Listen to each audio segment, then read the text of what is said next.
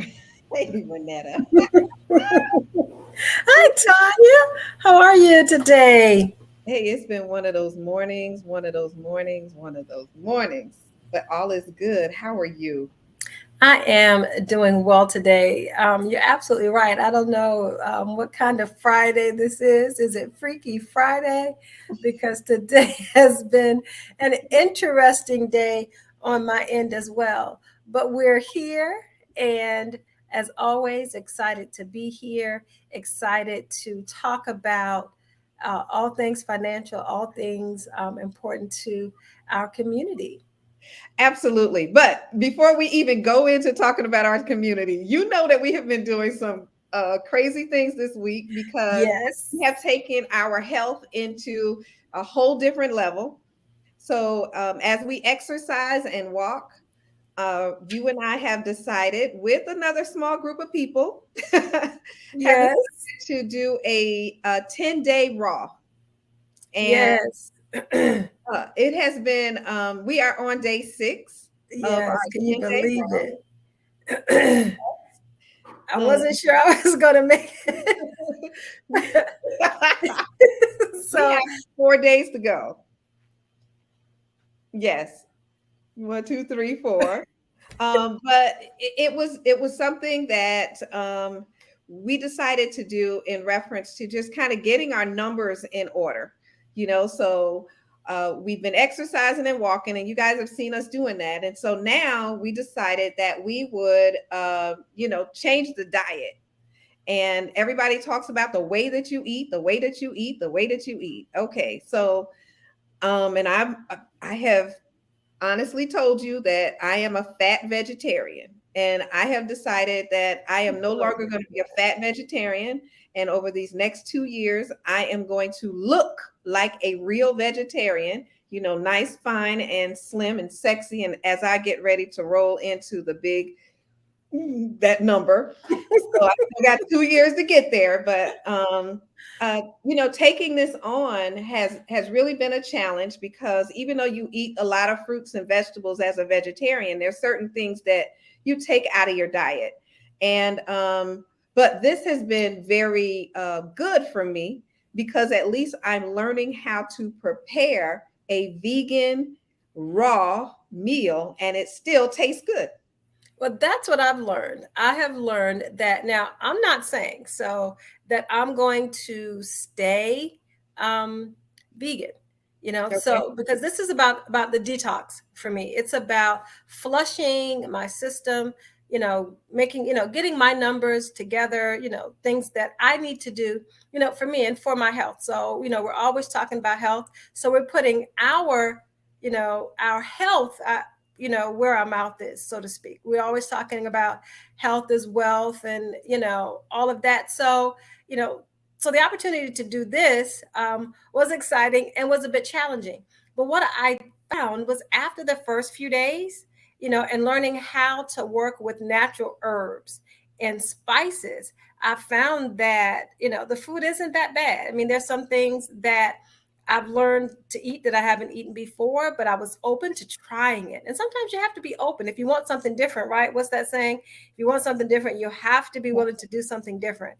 Yep. So I've been willing to do something different, and it hasn't been bad. And I'm on day 6, and I haven't had any cheese, Me neither. No. right? Uh, the list could go on, the things that I enjoy having. But when you focus on you know things, when you really commit to things, right? And it's Mhm. always about what you feed your mind, right? When you tell your Right. mind that you're really going to do something, it's like your mind already starts to do it, and gives you that extra boost that you need, and that reminder that you need, that hey, this is what you said we're going to do, and this is what we're doing. So it's been great. I'm excited to get to day 10, and then we have a 30-day plan. Yeah, we do. A Yeah, 30. we got 30-day plan. Yeah. you know. And what was really kind of hard yesterday is that my husband and brother-in-laws decided to prepare um, salmon tacos and these things that they call, I don't know, it was stuffed wontons. They had stuffed salmon and cream cheese and herbs and stuff inside these little wontons, and they fried them. It was okay that they were putting it together. I didn't have a problem with it. But the biggest thing was when I left the house and walked back in and smelled all of that fried whatever deliciousness in the house. I was like, oh my God, I got to go and eat something. So I found a salad to just get rid of that urge. But anyway, so we're going to make it, Renetta, I think. Yeah, I think we are. We're at day 6. And so, you get past day 3, I think we're in. And we're in because now I'm the same. And in my home, I'm like, okay, cook whatever you want. I'll be okay. And the challenge is going to be this weekend, I'm going to be out of town. Ooh. So, that'll be a challenge. You guys know I sometimes say I'm a foodie. I like to try different foods from different places. And, I'm going to be in a larger city where there are more food options. But I need it. No, I'm prepared. I'm mentally prepared. So, so it's good. It's good. Yes. Miss Pam, I love to eat too. Yeah, we do. We all love to eat. That's why we can't. Yeah. But we're getting better. But we have an awesome show for you guys today. One of the things that we love to talk about on Financial Sins is finances. I am Tanya Scott Pilcher, your insurance professor. And today we are going to share with you one of the people that I have met in one of my coaching groups. I told you guys I have a lot of different coaches now because I'm really trying to get my life onto the next phase. And it takes that sometimes, is that you have to get to know people that are smarter than you, and at doing things better than you. And we've talked about finances here on Financial Sins, but sometimes we need some experts, right? And today we are bringing in Janae Nugent. She is going to be coming in today to talk with us in reference to personal finance. So I'm going to go ahead and bring her in. All right, Renetta? Absolutely. Hey, you on mute. I'm going to put her up here with you. Yeah, there we go. Hello, good afternoon, everybody. Good afternoon. Good to see you. First of all, you guys are talking about health and eating right. And we went on vacation last week and we didn't do so well. But we are back on it. My husband is a personal trainer, so he's like, no, we got to get this together. So it's definitely not easy, but I enjoy too, like you said, Renetta, like making foods healthy, like traditional foods, right? Like spaghetti or tacos, and like making them healthy. And it's really not as bad. It just takes time to get used to. So that's right. I'm back there like, yes. Well, Janae, last week we had Catherine on the line with us, and she shared things with us in reference to business finance, and she was awesome. So I think, she's with us today. Yes. Hey, she did a fantastic job, and we were able to talk about just getting our business finances in order. And today, we're going to have people that may ask questions, but we want you to talk with us about who you are and what you've been doing and how finances is, we can just do better. Yes, absolutely. So my name is Janae Nguyen. I typically help high achieving women. It's okay. It happens. It really does all the time. But I will help high achieving women drop financial shame that's attached to our finances and help them reach their financial goals one step at a time.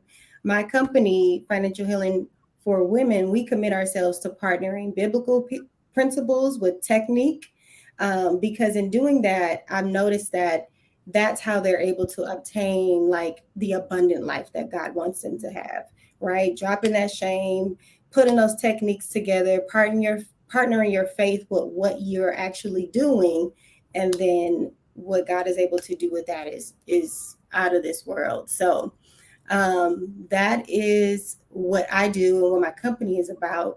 I have a pretty unique story. I've paid off about $25,000 in less than 3 years.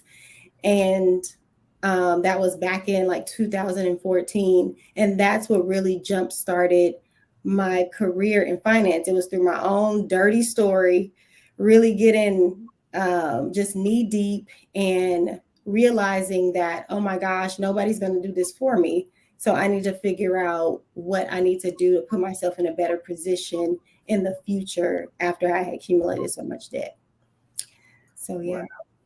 So that's amazing. And talking about, how you did that just from your own story. And that is the truth. We all have experienced financial shame, Yes. and how to get past that financial shame, because sometimes it cripples us and we're immobile, right? Mm-hmm. We're so caught up in the shame of it that we don't sometimes know how to jumpstart into action. Yeah.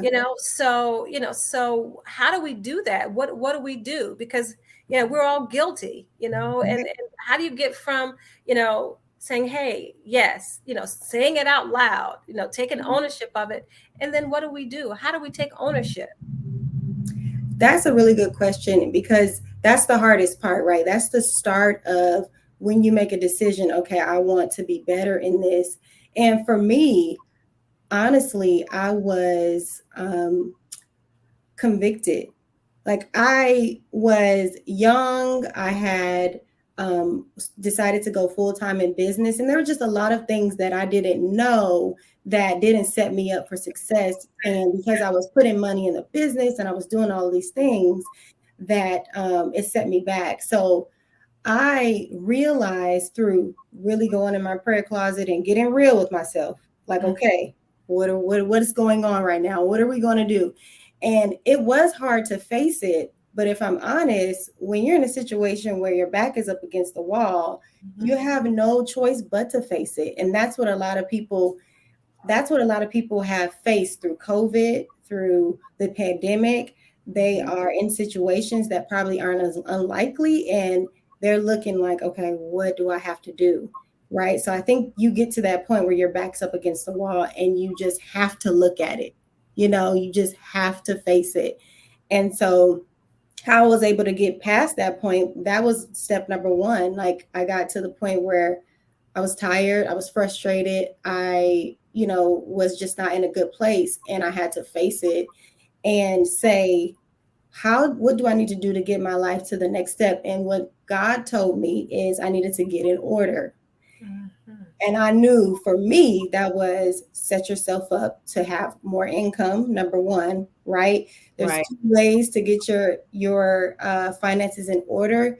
It's either you need to decrease some expenses, maybe you're living outside of your means, or you need to increase your income, right? And for me, during that time, I had to do both. But step one was go pursue some type of employment. And that's not everybody's story, but that was mine.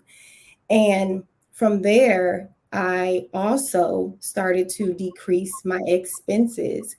So how from my phone bill down to my rent, down to every little thing, because what I would needed to do was allocate those extra funds to get out of the debt.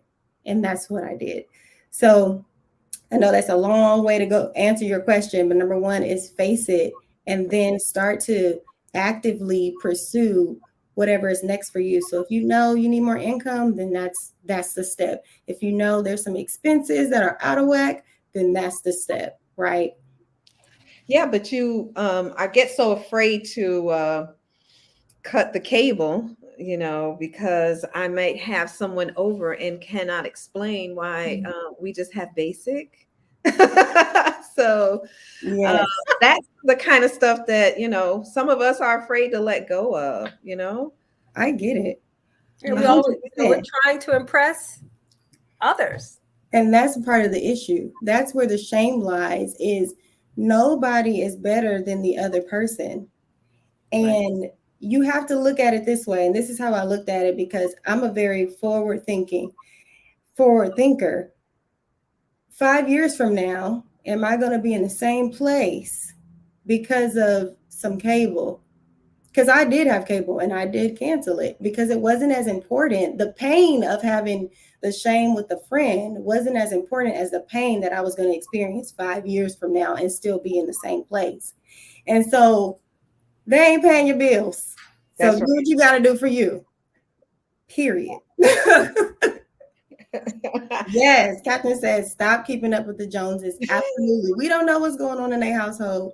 They could be behind 3 months and we wouldn't even know. But everything looks good. So it's very important that we stay in our story. We handle what we know we have to handle, because at the end of the next 5 years, they will be asking you, what did you do? Right. How did you get there? And so really, focus on you and not what they think about you. Better, easier said than done. But I'm a person that I don't mind. I don't like to be uncomfortable. I told somebody this the other day, I don't like to be uncomfortable. So the very first thing I always ask is what I need to do. What do I need to do? What do I need to do? Because I don't want to be here no more. And that's just how I'm motivated. Absolutely. Yeah. So in one of the, what is the best thing that we should do to, I guess, put our stuff in order? What is it that we should do? I have no idea anymore. I don't know where to start sometimes. You look at your household, you look at your personal things. And when we talk about the debt, then I'm not sure if I should be dealing with my house or should I be dealing with my personal credit card things, or does that mean not to buy anything anymore? Where should I go? I'm just not sure. I love that. That's a really good question. And this one that I get all the time. I love strategy. And so how I was able to pay off the debt so quickly was prioritizing which debt was going to put me in the worst position long term. So let's say that a person has personal loans or credit cards or student loans and a mortgage, just those four. How can I do four? Use your other hand.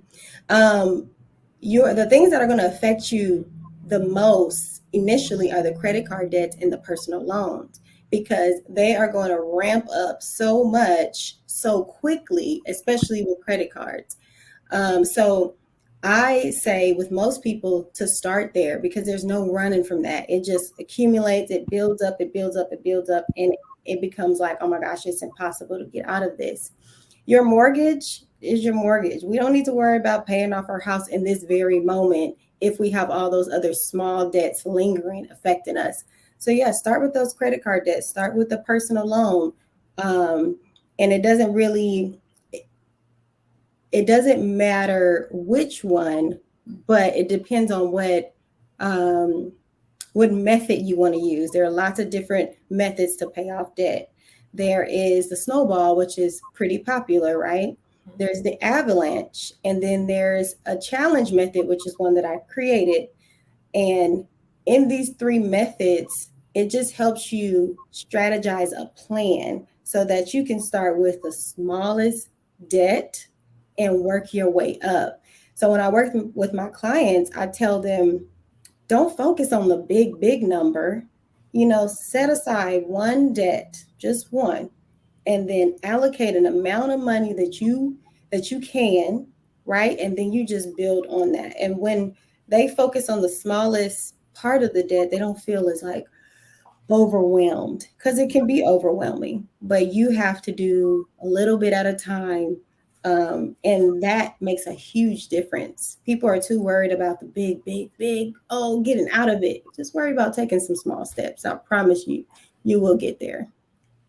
So you mentioned that there are three ways, right? Mm-hmm. The snowball, the avalanche, and then you mentioned something that you've created yourself, which is the challenge.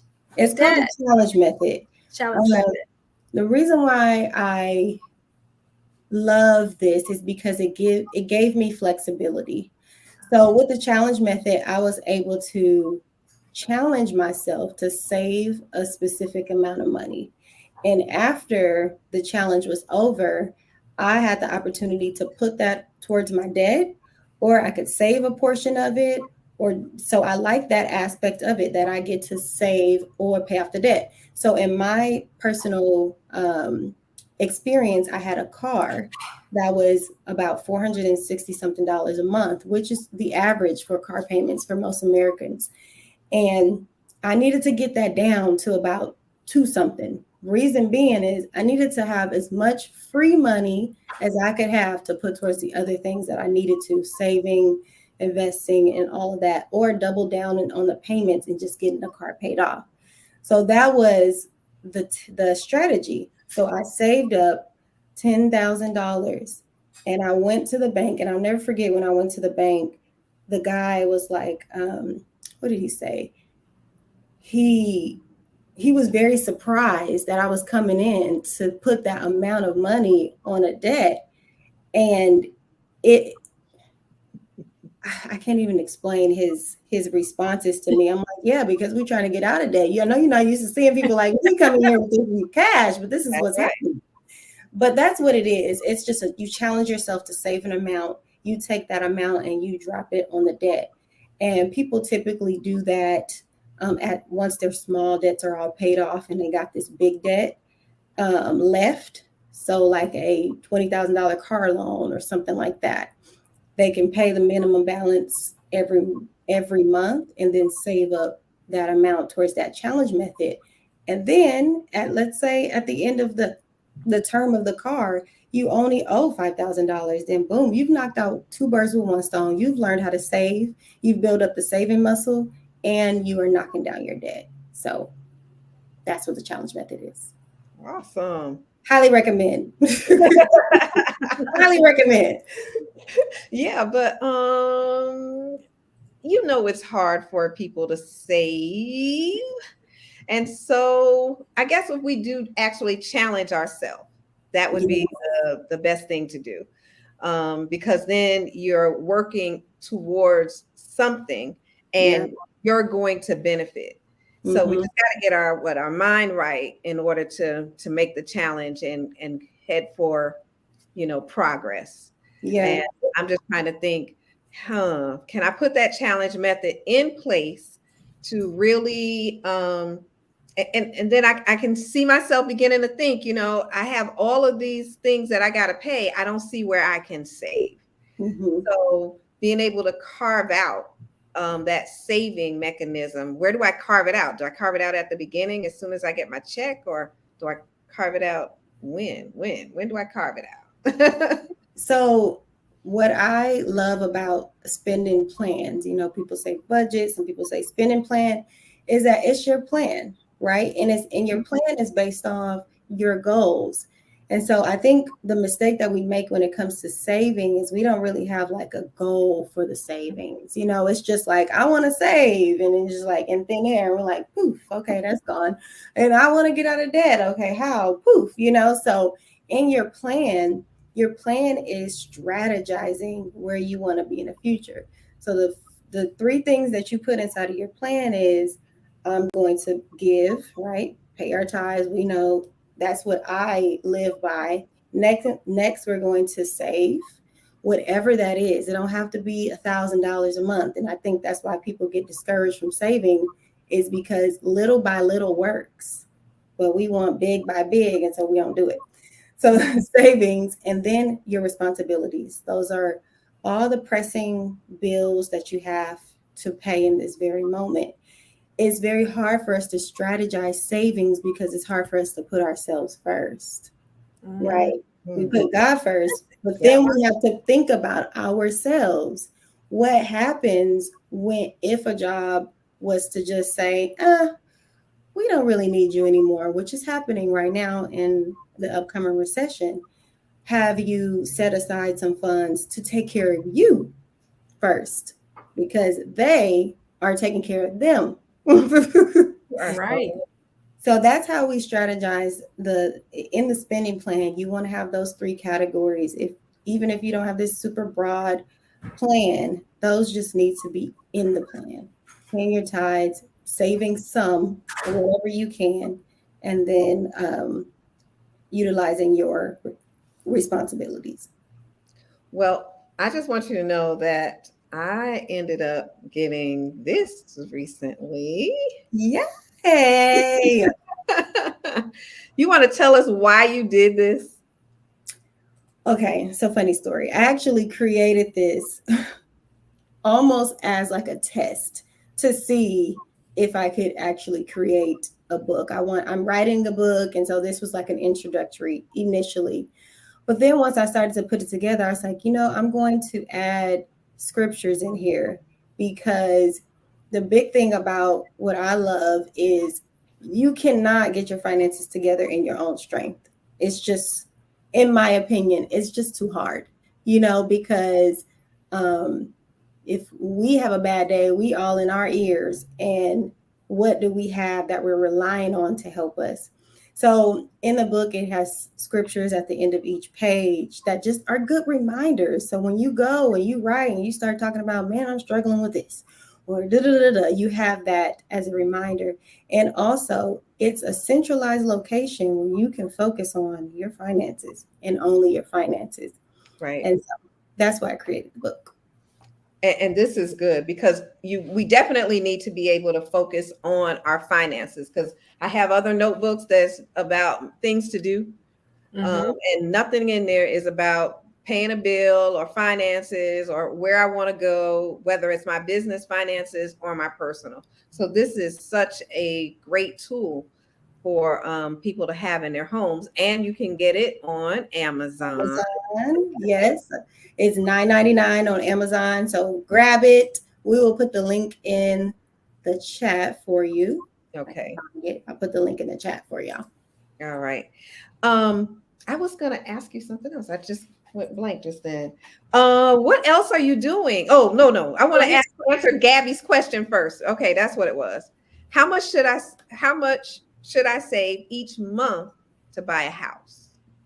Really good question. So, Gabby, the first thing is you want to see what your range is for the home. So, do you want to buy a home that's $300,000? Do you want to buy a home that's $250,000? What is the amount of the home that you want to purchase? And then you need to figure out, are you going to do first-time home buyers? Are you going to do a conventional loan? And once you kind of have those things narrowed down, then you can figure out how much you want to save for a down payment. So typically 10 to 20% of whatever that home price is. And if you go FHA, then it's going to be more on the 10% range, maybe even lower, like 5%. But if you're going conventional, then you want to try to have at least 10% of whatever the price of that home is. So then she should be able to break that down into a monthly chunk of what she's able to save based on her income then, right? Exactly. Yes. And you need to have a time frame to this. So let's say you're wanting to buy the house in the next year. So whatever that percentage is, you break that down into 12 months, and then that gives you your number. If it's 2 years, then that's even smaller. And the more prepared you are, the easier it is for you, because you don't have to chunk a huge amount every single month. Right. Good question. I love that. I mean, I love the way that you're breaking it down into, I call them bite-sized. I love bite-sized pieces. Because, talking about a $300,000 home and you're, 10%, it's like, yeah, where do I get there to, but you're saying, then you break it down and you go back and say, hey, is it a year from now? Is it 2 years from now? Yeah. And then you can really look at what your current financial situation is and understand what you need to do. As you said earlier, whether it's cut some things that you have or increase your income, whatever that means, so that you can carve out that extra money. And I love that, because otherwise we are overwhelmed. So overwhelmed. Our finances are they're overwhelming, especially with, when you're not in a good financial place, that it's overwhelming trying to get back there. If you have, if you've been there, and then, of course we say life happens, like you said, we could be on a job and, they're downsizing right now, Yeah, they are. and, our grandmothers, our great grandmother, I remember my great grandmother saying, when I was growing up, if you just put $5 or $10 away every time you get paid, and you're thinking, well, $5 or $10, that doesn't add up. It doesn't make sense, right? It's like, okay. But I remember that my grandmother, my grandparents, they always had a little something tucked away, for that rainy day. When something happened, they always had it. And they didn't make the kind of money that we're making today. Yeah. Yeah. You're right. And as you were talking, like there's so much wisdom that we can learn from our older generation, but also we think a little bit differently now. And so there's that clash, especially with millennials and Gen Z, all the, I don't know what the numbers are. They think very differently, but there is power in both perspectives. And when you were speaking, it reminded me of the ants in the Bible. It talks about the ants and how in the summer seasons they save so they build up their food so they can have it in the winter. These are very small principles that we just kind of get away from, and we start to let it overwhelm us and not understanding that this is actually easier than we think, but it's all our mindsets. Yeah, it's all our mindsets. We definitely have to have a better mindset. So you talk about financial healing. Mm-hmm. So why healing? Let me just ask that question. Financial healing. The reason why, when I started financial healing for women, the thing that really stuck out to me is we're not going back.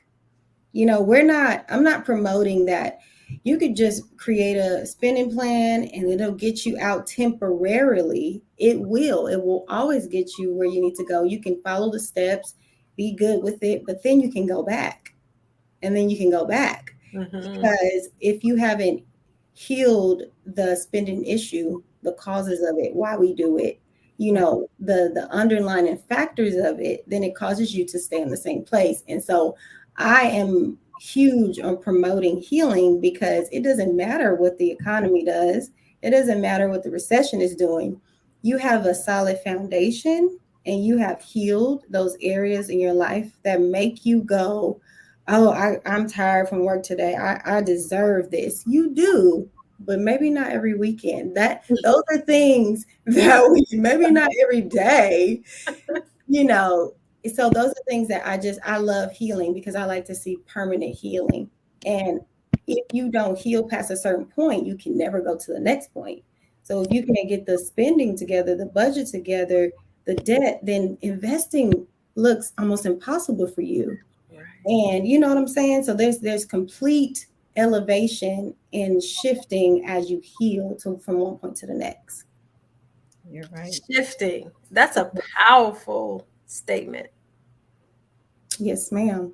We're not trying to be here forever. And that should be everybody's mindset. Is like, I want to be somewhere different in the next 3 years, in the next 5 years. Today, budgeting is what I need. 5 years, I'm trying to have a couple investment properties. That should be your thought process. And for the kingdom, who else is going to move it forward than us? That's right. Yeah. That's right. Because we definitely have to get ready for the kingdom. Yes. Kingdom of God. That's right. Yes. So, Janae, you are also doing some other things with women out all over the world. So do you want to tell us about those things that you're doing? Yes. So I recently had a conference, you would say. It's called the Freedom Experience. And so we focus very much on helping them get out of debt, get free from debt, but also we had some speakers come in and talk about insurance, like that's right up your alley, and how they can insure their freedom. And we had also people come in and talk. Catherine, actually, she's here watching. She was there and she was talking about finances and how to do it an easier way. And so I do events every so often. That was actually my first event since COVID happened. So it was super exciting. Mm-hmm. And I also have an academy, the Abundance Academy. And it is for women who really need to understand finances A to Z.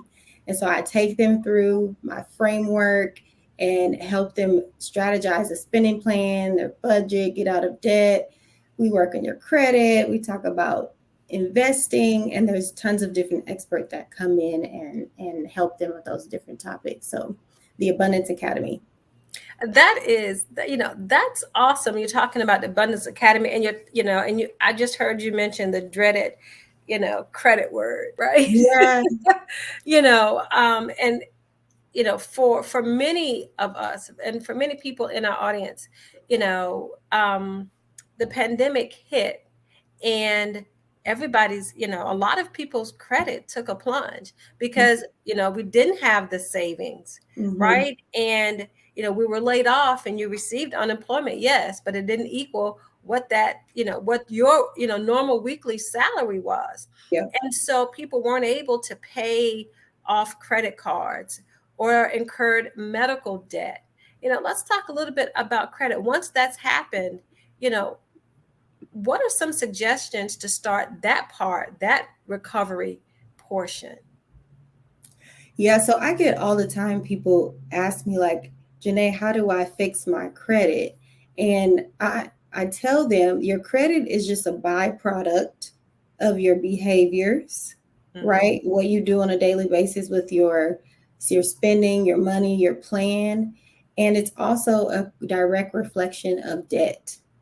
And so when I show them what I call the credit pie chart and the different aspects of it, and you focus on the area that you're struggling with the most. So here's the caveat about when you're struggling with income and also you have debt, your credit naturally is going to be affected. When I was in my season, credit was actually one of the ways that helped me be able to sustain living. I had to take out a cash advance on that credit card, but I was actively seeking employment to start paying that off. So that's a hard place to be in, right? Because things just feel like they're caving in on you.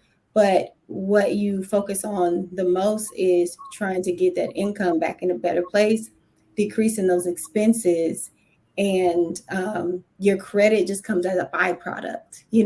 Credit is just not wave your wand and you can have whatever you want.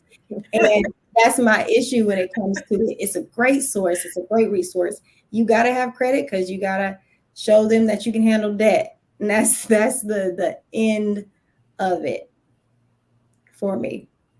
Yeah, you're absolutely right. And you have to, become responsible. And, we keep going back to putting things in the proper order. Absolutely. And I think, for me, hearing you, that connection, making sure that, because there is scripture that supports everything. And if we understand scripture and what it tells us to do, it really is such a wonderful roadmap, right, for our lives. And, and that it also has this financial component to it, if we pay attention to what is written in the word. God first, and and you say ourselves, and as women, if we're talking about women, sometimes we don't understand where we fit.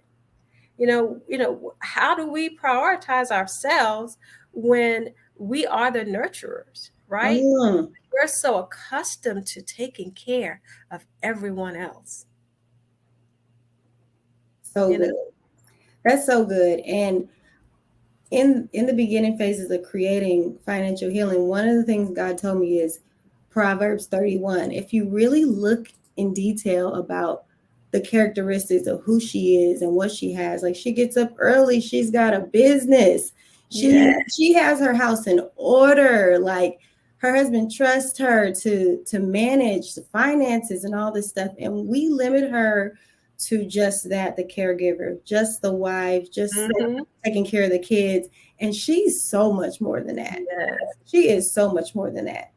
Waking up early, she got her servants girl, she's creating things, she's inspecting a field so someone can buy it. Like, to me, she's a boss. She is a absolute boss. And so I agree with you 100%. Like, we are so much more than that.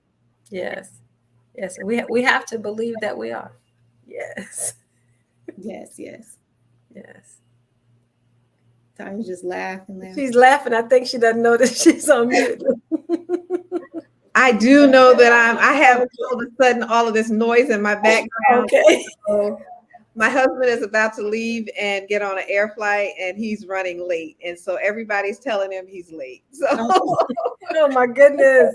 screaming, "You're late, you better get out of here." So that's what's going on, and that's why I'm laughing. But you are, so again, here we are having all of these other things going on around us and taking care of, and our finances personally are things that we put in the background. And so, Janae, thank you so much for even sharing and being here and talking about the financial healing that we can have if we begin to put our stuff in order. And so often we just focus in on so many other things. I can tell you one thing, I have planned out how my kids' finances are going to be in order. If I'm not in order, I bet you theirs is, right? So Right. us, and that's what we do. So I may not have anything that I'm leaving for them, but their finances and how they're going to be set up, I have that. And it's time for us to begin to look at our own finances and our own debt and our own credit, and that there are more things that we can have other than, a flashy bag or red bottom shoes, but we can have property. We can't have cars. We can't have things that we can have a huge bank account. We can have anything that we want at this particular time. We just need to move forward and get our own stuff in order. Yeah. And so that is what's so important today, is that those of you that are out there and that are listening, we want to push that message that it is time for you personally to get your things in order. And today we're talking to Janae in reference to finances. So we're talking about financial debt. We're talking about financial credit. And it is just that time. And Janae is coming to us biblically also. So God is also saying that we need to put it in order. He wants us to have life and life more abundantly. So how are you going to be more abundantly or have anything more abundantly if you don't get it in order? Right? Yep. Well, I have something, Renetta and Tanya, if it's okay that I drop it. I know it's on the screen, but the Financial Breakthrough Roadmap I created for people who are starting the process of getting out of debt, and they need the steps, right? Because I love to break things down. I feel like it's the only way you really teach finance is to give them the steps. And so in the roadmap, it teaches you 6 quick and easy steps to get free from debt and financial shame. And so as a gift to you guys that is there for you, go ahead and grab it. It's free. And go ahead and start following it. I love it because it doesn't matter if you have 1 debt, 2 debt, 3 debt. You can use it and start it back over. And it gives you a good roadmap to do that. Awesome. That is great that you would even provide that. So do you remember what's on your step 1 of this roadmap? Because everybody just needs a step 1. Yeah, I believe step 1 is the spending plan. Step 1 is the plan. Let's devise the right plan, a strategy, so that you can even be set up to pay off the debt. It's really hard to just throw a little bit on it without knowing, is it actually are the numbers actually working, right? You can have a debt that's $10,000 and you're like, okay, well, I'll just pay a little bit. I'm paying $100 on it each month. That $100 is getting eaten up by interest. Right. So you never see the light at the end of the tunnel without the proper plan and strategy. Well, Janae, you also have a coaching session. If people want to get some help, because a lot of times we can't do it by ourselves. You want to talk a little bit about that? Yeah, so in the Abundance Academy, the very first thing that we do is a 90-minute coaching. So in that coaching, we talk about your goals. What are you trying to reach? We strategize the plan. I then there with you build the plan with you. So we build the spending plan out. And then my goal is to help you save at least $500, up to $500 right there on that phone call. And it's easy for me to do because I can see numbers. And when partnering with you and we talk about what's important, what's not important, what's, where the goals are, we can do that pretty easily. So when the women get in the Abundance Academy, they have that first initial call with me before we hop into the academy. Okay. And then when they get into the academy, how do you guide them? So they hop into the academy, they initially start the framework, which is like very bite-sized digestible pieces that take them through the financial healing process. And then we have Q&A calls. So every 2 weeks, they come, they answer their questions, and I answer it right then and there. Sometimes we have hot seats where I can take one person and just really okay, so we need to do this, and that. And so that's what we do in the academy. That's how they get the help. There's also other trainings in there. So if you want to learn about insurance, or taxes, there's other experts in there talking about topics that I'm not sufficient in because, that's a lot. Finances is everything. It's big. When you're getting everything in order, you're getting your finances, you're getting your insurance in order, you're getting your wills in order, you're getting everything about your entire life in order and doing it now. I was laughing with one of my friends earlier today because she had put up a Facebook post in reference to Memorial Hospital, and then the next little thing says something about a vacation, and I was like, is something wrong with her? And after she told me what was going on, my first question was a question of, is it in order? Is your insurance paid? Is everything for your kids in order? And of course, we are going to always answer yes for other people. But now, is it really ready? Have you really put your things in order? Mm-hmm. And, finances, in order for us to move to the next level, there's so many women out here now trying to start businesses, and you got to have it in order. Yeah. And that's huge because a lot of people say, well, can you help me with my business finances? And I'm like, yes, I can. The foundation of your business comes from your personal. But whatever you do in your personal finances is what you're going to do in your business. So if you budget just off looking at your bank account and seeing what you got left, the same thing we're going to do in our business. And so one definitely affects the other. And it's important to start with your personal before you even go into a business. So, Janae, if anyone wants to reach you to become a part of your class, a part of your coaching, or just say help, how do they go about reaching you?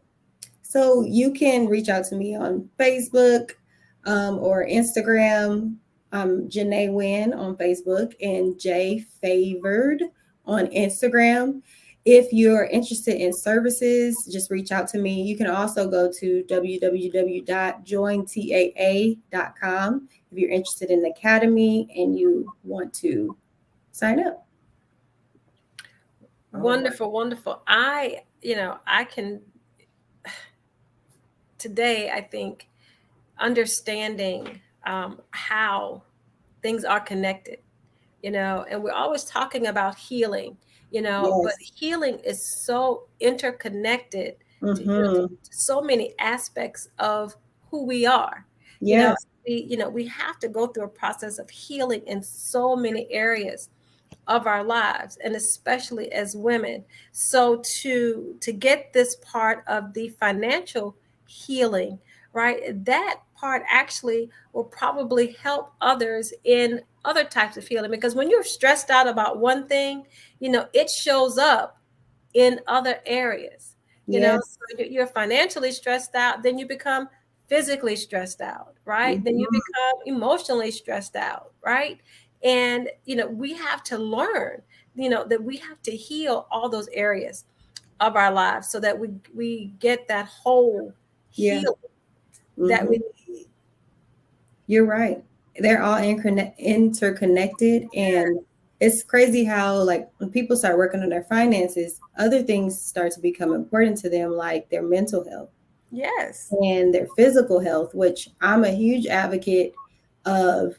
The first thing that you need to make sure that you invest in that needs to be a part of your daily life is your mental health, whatever that looks like for you, therapy, going to a movie, like whatever that is, you need to invest in that part of you. You need to invest in the physical aspect of you and food. And I know food is a little higher than normal, but we're not compromising on healthy foods. And that's just something that I live by, because it costs more to go to the doctor and when something is wrong, then it costs for you to just invest in the right foods that we need to eat. So you're right. It is connected to everything. So I tell my clients, we don't compromise on the groceries. The groceries going to be high. Oh, well, we going to eat the right food because we're thinking forward, not now. That's right. That's right. That is so good. And I want to encourage you all to reach out to Janae. You're not going to only just get a person that is an expert on finances, but you're going to get someone that is a God-fearing woman. And if you need prayer, she's going to pray with you. Really? Bring it on home. So, and that's sometimes what we do need, is that we need someone to really understand, because we are embarrassed about our debt. We're embarrassed of the shape that we have gotten ourselves in. So when you look at me on the outside, I may look one way, but in the inside, there's something else going on. Right. And you are a person that people can really connect with. You have that spirit about you. And so that's why she's here today, to share information with us, to make you aware that there are people out here that can help move us from, I'm going to say, from poverty to riches, because there are some options and things that we can do to get there. Yep. So it is totally up to us, and it's totally up to our mind. And so we want to thank you so much. I'm going to let you go ahead and finish up, Janae, because we're going to close out in just a second. If there's anything else you want to share with our audience today. I first just want to say thank you guys for having me on. There's not a lot of podcasts or live where I feel comfortable speaking about finances from a biblical lens. And so thank you for providing that space, and for so many other people that come on here that are giving their expertise. So this was by far probably one of the easiest conversations that I've had in a long time. So thank you. And to everyone who is watching, I pray that you really listened in, really download the Financial Breakthrough Roadmap. Contact me if you need help. There is no shame. Like, you good. We done all been here, done that, bought the t-shirt. So and wore it. More than once. Yeah. Exactly. Yes. Great. Thank you so much. As we close, I am Renetta Milner Gardner, and always I say, make it a great day. And I am Tanya Scott Pilcher, your insurance professor, and always live life like there is no tomorrow. So we look forward to seeing you all next week as we talk about some back to school things possibly. And if not, we'll be talking about something that will definitely be a light in your life. So you guys, we'll see you later. Thank you, Janae, again for being with us. Thank you.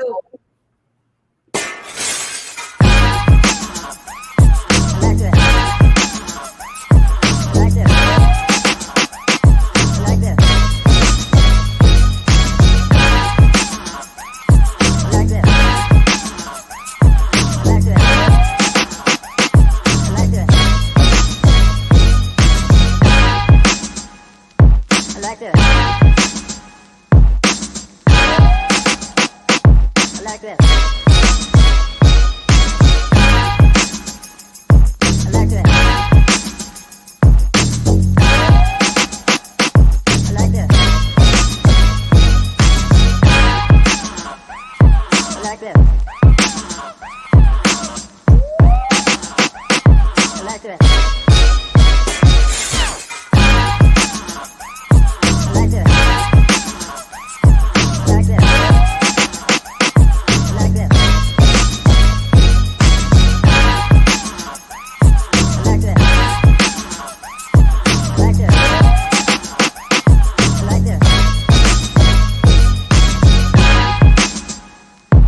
Like this. I like this.